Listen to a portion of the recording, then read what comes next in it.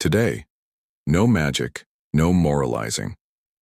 I just want to calmly and clearly explain how to properly form an intention, using simple logic and a bit of quantum physics. Imagine this. The world isn't a brick wall. It's an ocean of possibilities. At the microscopic level, everything exists first as a cloud of probabilities. And only when a focused observer appears, the probability collapses into something concrete. In simpler terms, the field of reality is like an infinite menu, and your intention is the order, spoken clearly, with the right tone, and no tremble in your voice. So why does I want often not work? Because I want carries the frequency of lack. It's like going to a restaurant and saying, "I'm hungry." The waiter nods sympathetically. And that's it. The field reads that frequency of deficiency and reflects it right back. In the quantum sense, frequency matters. Not just the words, but the state you're emitting. A desire born from lack sends out a weak, scattered signal. But an intention, a goal, a clear yes, plus calm certainty, that creates a steady wave. I already have this. That's the code. Let's look at it through metaphors. Radio and frequency. The stations are already out there in the air. You don't create them, you tune in. Intention isn't a request. It's you adjusting the receiver to the correct signal. GPS and coordinates. If you give a vague address like, somewhere nice but cheap and fast, the route will keep recalculating. But if you provide clear coordinates and a relaxed inner state, the path is built. Ordering coffee. Coffee? What kind? A good one. The barista smiles. But that's not an order. Now try this. A cappuccino, lactose-free milk, no sugar, served in ceramic. Now the request is understood, and reality begins shaping itself in your direction. The key is the observer's state. In quantum mechanics, observation changes the observed. Attention is energy. Emotion is its carrier. So intention is a double command. 1. Clear message, what exactly you mean. 2. Right internal frequency, calm, confident, I am already there. And here's a detail most people forget. Intention is not a demand to the world to make me feel good. It's a choice of role, a signal that says, this is who I choose to be and I'm ready to act from here. The field responds to clarity and motion.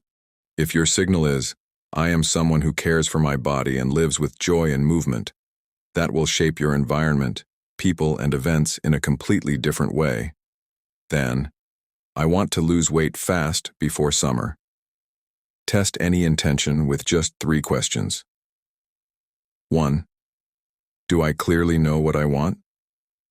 Not, I want a better life, but, I live in a bright apartment near a park. I pay for it easily, without stress. 2. What do I feel when I think about it? Calm confidence? Yes, this is mine. Or anxiety? What if I fail? 3. Who am I in this scene? Can I really see myself inside that life, living it, doing things, acting? Or am I just watching a movie in my head? We are not solid matter. We are mostly emptiness and energy. That's a fact. Even our bodies, like everything around us, are made of atoms. An atom feels like a tiny brick. But if you scale it up to the size of a football stadium, the nucleus would be a tiny pea in the center, and electrons, like tiny flies buzzing somewhere in the stands. All the rest is space. Science says 99.9% of an atom is empty space. But that space isn't nothing. It's a field of fluctuating energy. All matter is energy compressed into form. Even a chair, a house, a car, they seem solid, but on a deep level they're just vibrating energy. That's why quantum physics says matter, energy, plus information. And information is shaped by the observer. Here's the most fascinating part. The human body, trillions of atoms held together only because an information code decided so. Thoughts and emotions, they're not just byproducts. They're impulses, energy. They influence the field. Consciousness is not a result of the brain. It's an antenna, receiving and transmitting signals into the field. So when you say, I want to change my life, you're actually saying, I want to change the vibration of my entire system. That's not woo-woo. That's logic. Tune the radio to a different station. You hear different music. Same with humans. Thought, R frequency. Emotion, amplifier. Action, R anchor in matter. When you realize you're not a solid thing, but a part of a quantum ocean, you stop feeling like a tiny person in a huge world. You are a piece of the field, able to shift its frequency. Now it makes sense why desires work. It's not magic. It's energy interacting with energy. Intention sets the wave, and the field rearranges to bring matching forms into your life. This is why some people dream for years and nothing happens, while others seem to attract everything they touch. They know how to create the emotion of something already done. That is the quantum key.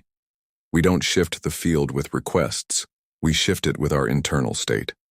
To understand how quantum intention works, let's break it down with simple, real-life examples. The house example. Someone keeps repeating, I want my own home. They scroll through websites, watch YouTube videos, but deep inside the program says, that's too expensive. They'll never approve my mortgage. My salary's too small.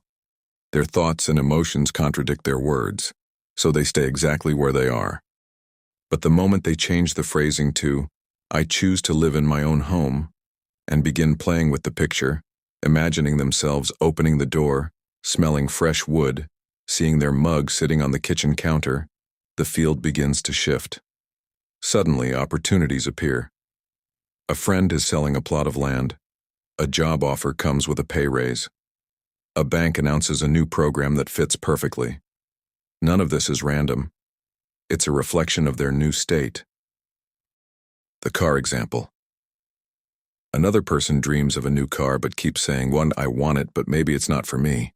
As long as she lives in the not for me mode, the car remains just a dream.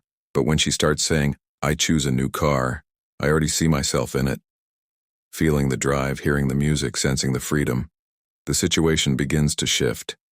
Just a few months later, she wins money in a raffle organized by her workplace. It's enough for a down payment. Coincidence? No, it's a quantum impulse. The travel example. A guy dreams of visiting another country but keeps complaining. No money, no time, work won't let me go. And nothing changes. Then he shifts his internal state to, I choose to travel to this country. He sees himself walking the streets, tasting the food, smiling. Suddenly, his company launches an internship program in that exact country. He's selected among dozens of candidates because he was already on that frequency. What connects all of these stories?